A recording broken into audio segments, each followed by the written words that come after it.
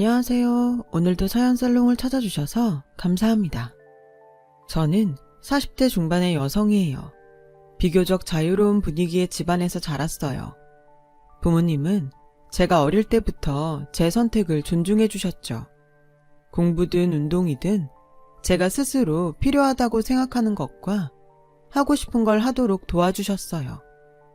제가 흥미가 많았던 영어나 중국어 같은 외국어는 아낌없이 지원하셨지만 하기 싫다는 건 굳이 시키지 않으셨어요. 그래서 중고등학교 때 학원도 무조건 다니지 않았고 제 실력이 부족해서 대학 가는데 필요한 수학만 다녔어요. 부모님이 제 선택권을 넓게 주셔서 그런지 다른 애들처럼 대학 갈 때 점수에 맞춰 과를 선택하는 고민을 하지 않고 유아교육과에 소신 지원할 수 있었죠. 원래 아이들을 좋아했어요. 제 꿈이 유아용 외국어 교재를 만드는 거여서 부전공을 영어로 하고 중국어는 따로 학원을 다니기로 했어요. 엄마는 뭐든 소신껏 해보는 게 중요하다며 제 결정대로 하라고 하셨고 아빠도 열심히 하라며 응원해 주셨죠. 엄마는 주변에서 싫은 소리도 들으셨더라고요. 요즘같이 경쟁이 심한 시대에 너무 안일하다며 학부모가 그러면 안 된다고요.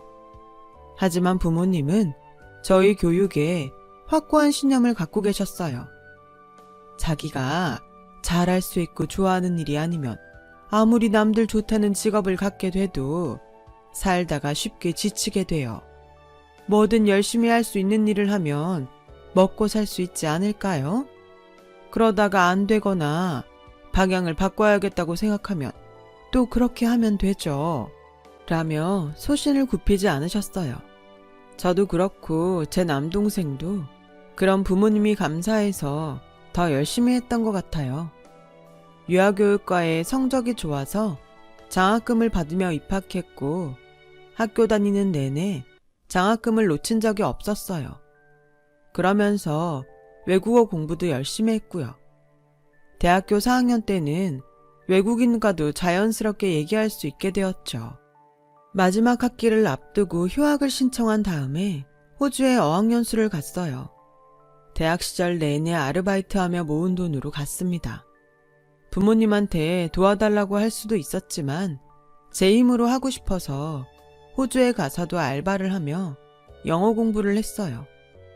그렇게 열심히 한 덕에 한국에 돌아와서 마지막 학기를 마친 후에 어느 사립유치원에 영어 선생님으로 들어갈 수 있었어요. 그 시기가 마침 영어 유치원이 많이 생기기 시작하던 때였는데 기존에 있던 사립유치원이 체계가 더 잘 잡혀 있어서 사립유치원을 선택했던 건데 다행히 합격을 했던 거였죠. 저는 일이 재미있어서 정말 시간 가는 줄 몰랐어요. 어떤 사람은 하루 종일 아이들하고 있으면 피곤하겠다고 했지만 제가 좋아서 그런지 힘든 걸 모르겠더라고요. 그렇게 1년 이상 일했을 때 한 사람을 만나게 됐어요. 부모님 대신 조카를 몇 번 데리러 왔던 사람이었어요. 차분한 인상과 말투에 끌렸던 것 같아요. 그 사람이 아이를 좋아하는 게 마음에 들었고 그 사람도 제 꿈을 듣고 꼭 잘 됐으면 좋겠다고 했죠. 그러다가 그 사람이 일을 다시 시작하면서 바빠졌어요. 정형외과 의사인데 몇몇 선후배와 같이 개업하느라 잠깐 쉬었다고 하더라고요. 저는 조금 놀랐어요. 그 사람이 처음부터 자기가 의사라는 얘기를 안 했거든요. 저희 집에서는 의사는 뭐 그렇게 대단하지도 않아요. 형은 의대 교수고 형수도 미대 교수거든요. 아버지도 대기업 임원까지 하셔서 제가 의사인 거 정도는 당연한 일이에요. 의대 떨어졌었으면 거기도 못 가냐고 다들 뭐라고 했을 거예요. 항상 좀 소심해 보였던 건 집에서 길을 살려주지 않아서 그랬던 것 같아요. 오히려 제가 더 씩씩하고 활발하게 뭐든 주도하곤 했으니까요.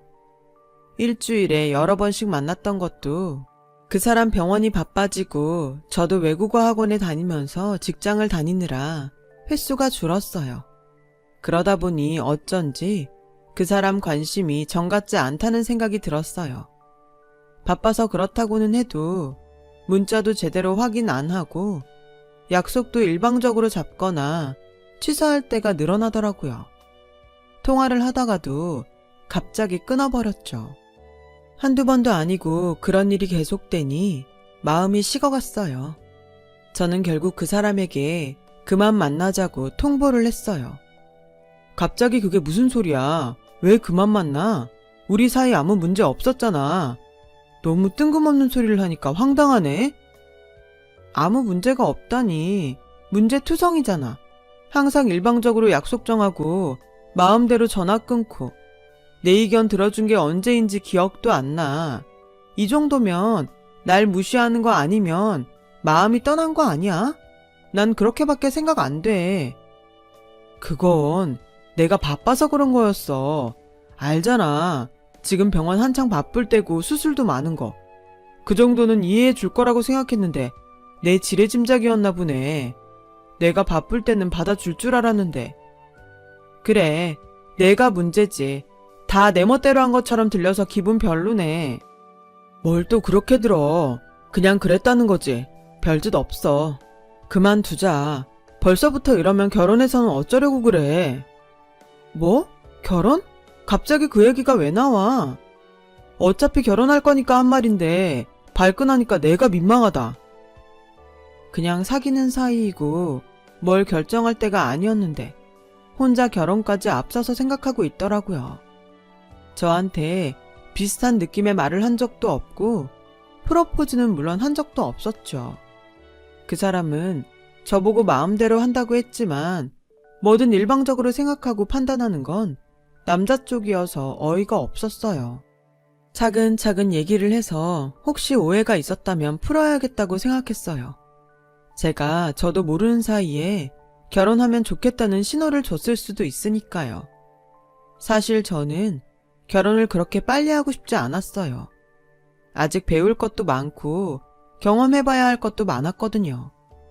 부모님 걱정시킬 만큼 늦을 생각은 없었지만 적어도 그 당시에는 남자와 만난 것도 6개월 정도밖에 안 돼서 전혀 그런 마음을 갖고 있지 않았어요.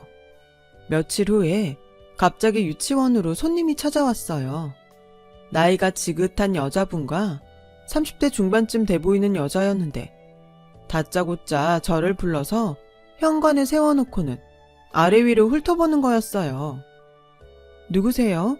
무슨 일로 저를 보자고 하신 거죠? 아가씨가 우리 재홍이랑 결혼할 사람 맞지? 김진희. 재홍이 오빠 말씀하시는 건가요? 실례지만 어떻게 되시는데요?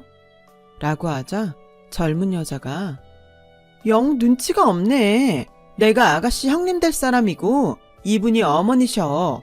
어머니가 결혼할 사람이냐고 묻는데 그것도 모르겠어? 라며 못마땅한 눈초리로 저를 보더라고요. 제가 뭐라고 대답을 하기도 전에 남자 어머니는 아가씨, 아버지는 뭐 하는 분이야? 어머니는 집에서 일하시고 아가씨, 땡땡대학 나왔다며 유아교육 가긴 해도 그 정도면 체면은 세울만 하겠네. 우리 집이 재홍이 형도 그렇고 재홍이도 그렇고 다 학벌이 좋잖아. 우리 큰며느리도 어디 나가서 빠지지 않는 데다가 예술 전공인데 아가씨가 유치원 선생인 게 좀 걸리더라고. 아무리 요즘은 젊은 사람들이 서로 좋아서 만난다고 해도 어느 정도 걸맞아야지. 한쪽이 너무 기울면 보기 안 좋잖아. 저 일단 제가 오빠하고 얘기를 하고 다시 말씀드려도 될까요? 지금 수업도 안 끝났고 할 일이 많아서 더는 시간을 못 낼 것 같아요.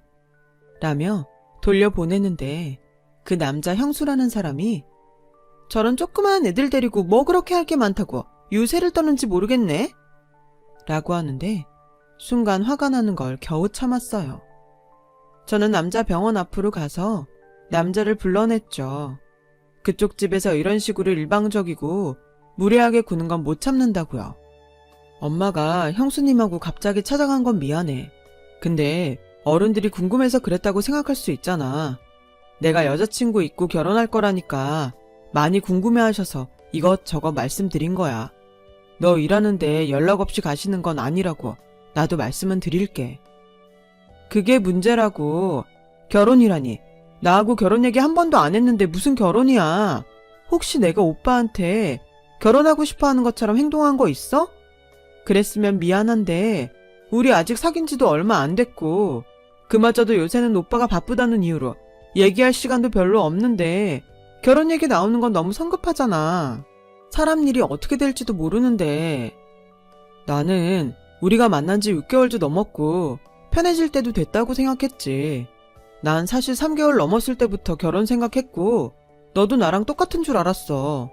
설마 이렇게 결혼 따로 연애 따로인 줄 몰랐지. 그런 말이 아니잖아. 연애하고 마음 맞으면 결혼까지 가는 거지. 무조건 결혼을 생각하고 만나야 되는 건 아니잖아. 그런 것조차 나한테 물어보지도 않고 남의 직장에서 어머니랑 형수님한테 취조당하는 기분 들게 한 거 진짜 불쾌해. 넌 항상 말을 그런 식으로 하더라. 사람 당황스럽게 어른들이 그런 걸 갖고 뭘 불쾌하다고까지 표현하냐? 저와 남자는 크게 다투고 집으로 돌아왔어요.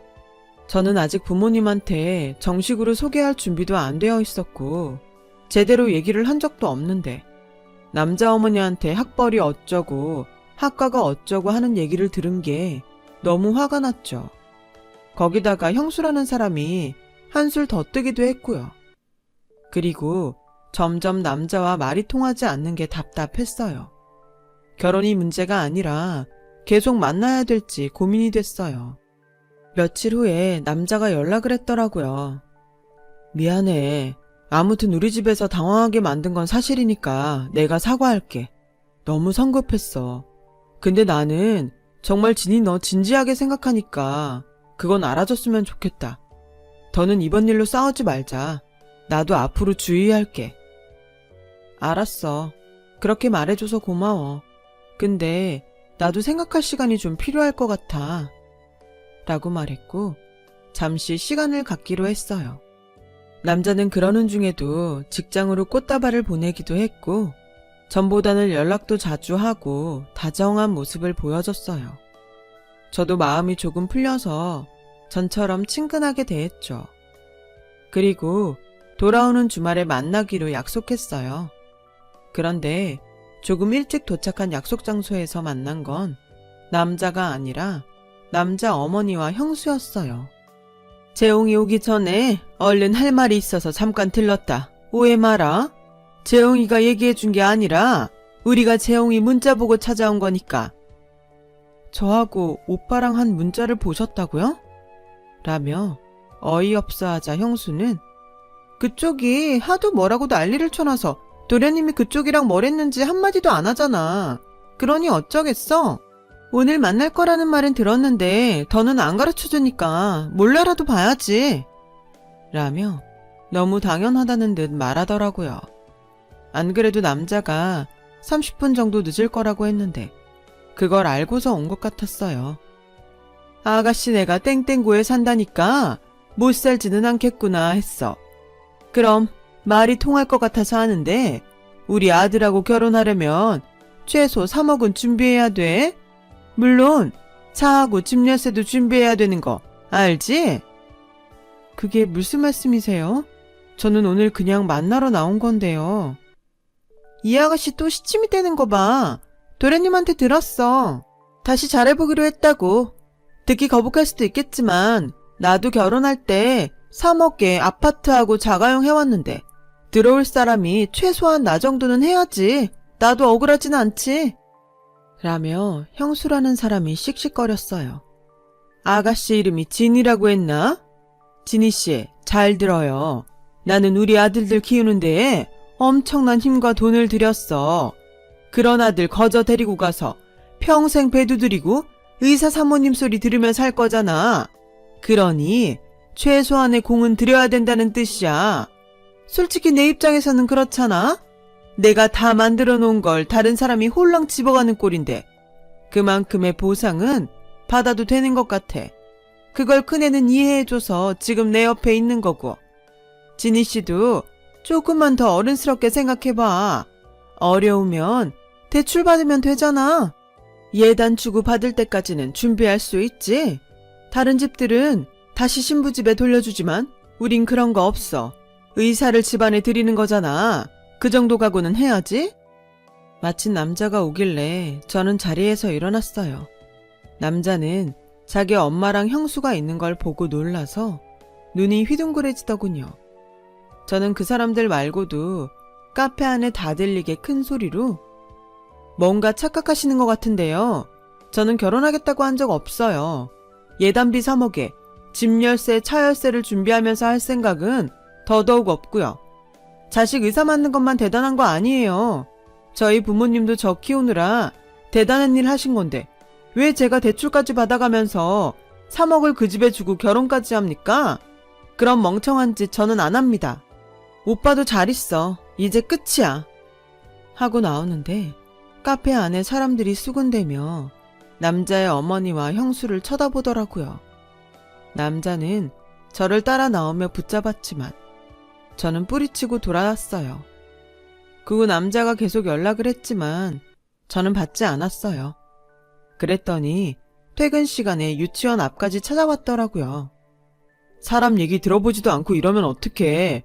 너도 물론 당황했겠지만 그렇다고 어른들을 사람 많은 데서 망신 준 것도 잘한 건 아니잖아.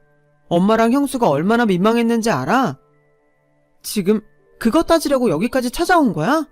나한테 미안하다고 하는 게 먼저지.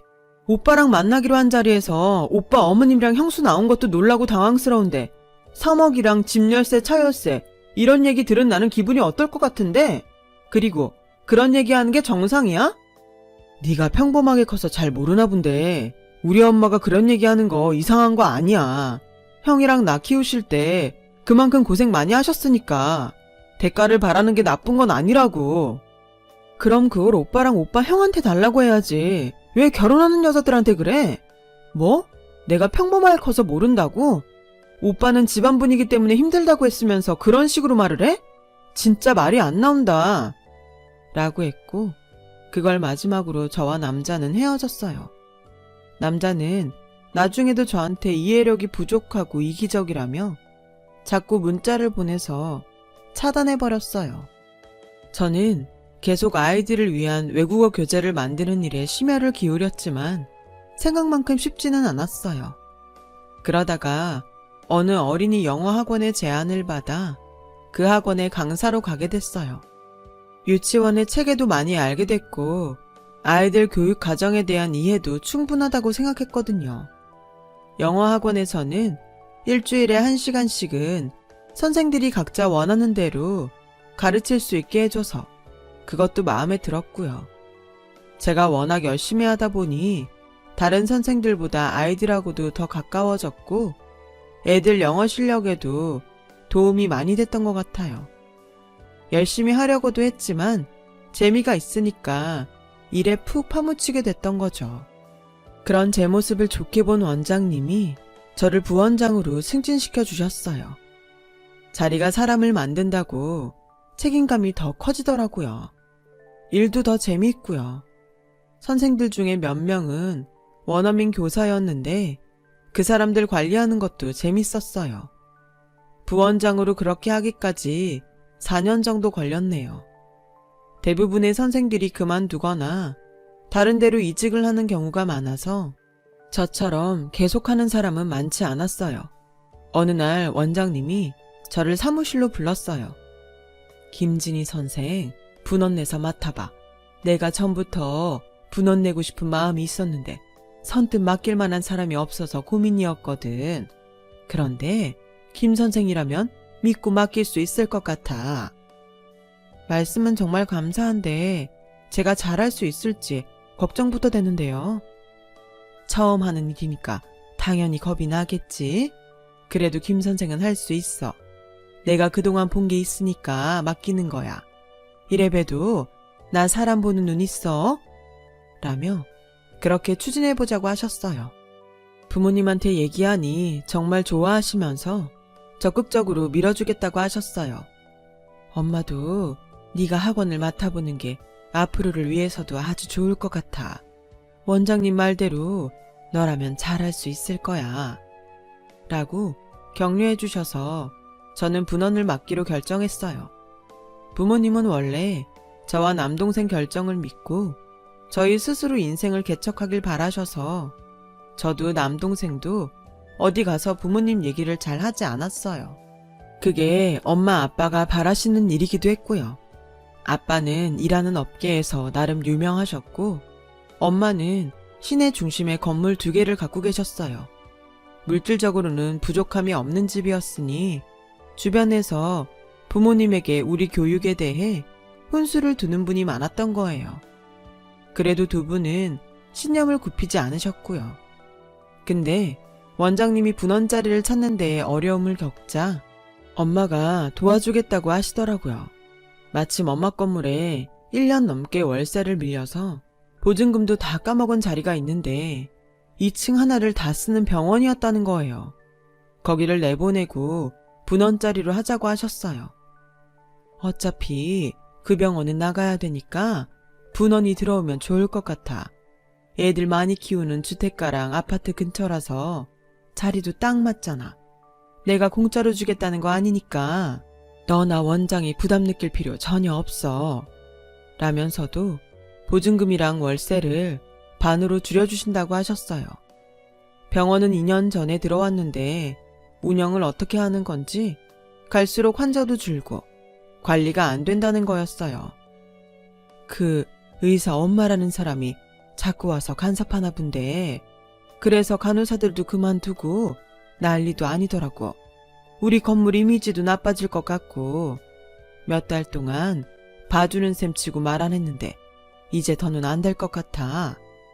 라고 하는데 어째 느낌이 이상하더라고요. 이유는 모르지만 쎄한 그런 느낌 있죠. 왠지 예전에 만났던 그 남자일 것 같은 기분이 들었죠. 병원도 정형외과라고 하고 엄마 간섭도 심하다고 하니까요. 근데 의사 부모 중에는 그런 사람들이 좀 있다고 하더군요. 그래서 설마 했죠. 하지만 제 느낌이 맞았어요. 분원자리를 보러 갔던 날 병원에서 만난 건 다름 아닌 그 남자였어요. 진이 네가 어떻게 여기에 왔어? 설마 여기에 영어학원 차린다는 사장님 따님이 너야?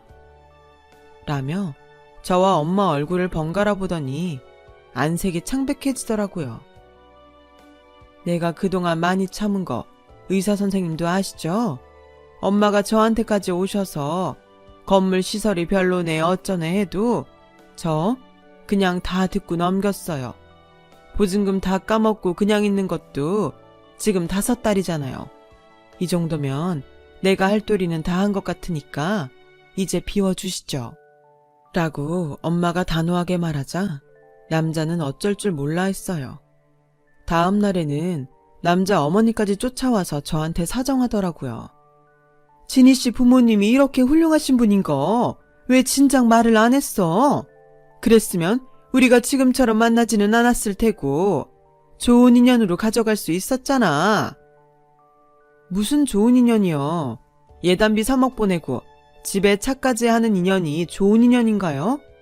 저희 부모님이 잘 사는 건 맞지만 그건 부모님 노력으로 이루신 거고 저는 제 인생 개척하며 사는 건데 왜 부모님 얘기를 했으면 달라졌을 거라고 하시는지 저는 이해를 못하겠네요. 이만 가주셨으면 좋겠어요. 저도 바쁘거든요. 라고 냉정하게 끊어내자 어머니는 제 손을 붙잡고 그러지 말고 우리 재홍이 다시 잘 만나봐. 시간이 그렇게 많이 지난 것도 아니잖아. 저는요, 되게 아드님처럼 부모님 말에 끌려다니고 어른이면서 자기 일 결정도 잘 못하는 사람 더는 만나고 싶지 않아요. 내가 그땐 정말 미안했어. 진짜 신뢰가 많았다. 잘못했어, 진희씨. 그대 대단한 집안이라면서 왜 저한테 이러세요? 그 집 연줄이면 좋은 사람 만날 수 있을 테니 마음에 드는 며느리 찾으시길 바랄게요. 라며 그 자리를 떴어요. 남자는 선후배와 같이 하던 병원에서도 줏대 없이 굴다가 나오게 됐고 혼자 차린 병원도 제대로 운영을 못했다고 해요. 엄마 간섭이 심해서 간호사들도 싫어하는데 엄마 말대로만 하다가 결국 월세도 못 내게 됐다고 하네요. 그 잘 나간다던 형수는 미대 교수도 아니고 시간 강사였는데요. 의사 남편 만나려고 집안도 속이고 거짓말을 많이 해서 이혼했다고 해요. 남자도 남자 형도 선도 많이 봤는데 여자들 쪽에서 다 싫다고 거절했다고 하고요. 결국 남자는 병원을 정리해서 나갔고 저는 그 자리에 분원을 냈고 지금은 저에게 힘을 주셨던 원장님과 공동 원장으로 영어학원들을 운영하고 있어요. 학원 내에서 쓰는 교재로 제가 만든 조그마한 책자도 생겼고요. 교재 만든다는 게 쉬운 일은 아니지만 조금이라도 성과가 있어서 뿌듯해요. 저는 또래보다 조금 늦게 결혼해서 지금 딸 둘을 두고 행복하게 살고 있어요. 딸들도 자신이 행복할 수 있는 길을 스스로 찾아서 씩씩하게 잘 걸어 나갈 수 있기를 바랍니다. 자신의 앞날을 위해서 스스로 좋은 결정을 하고 노력한다면 분명 보답을 받는 날이 올 거니까요. 제 이야기는 여기까지예요. 들어주신 분들 모두 감사합니다. 그럼 다들 행복한 하루 되세요. 여러분, 사연 댓글에 응원과 현명한 조언 부탁드려요. 좋아요와 구독은 저에게 큰 힘이 됩니다. 오늘도 좋은 일 가득하세요.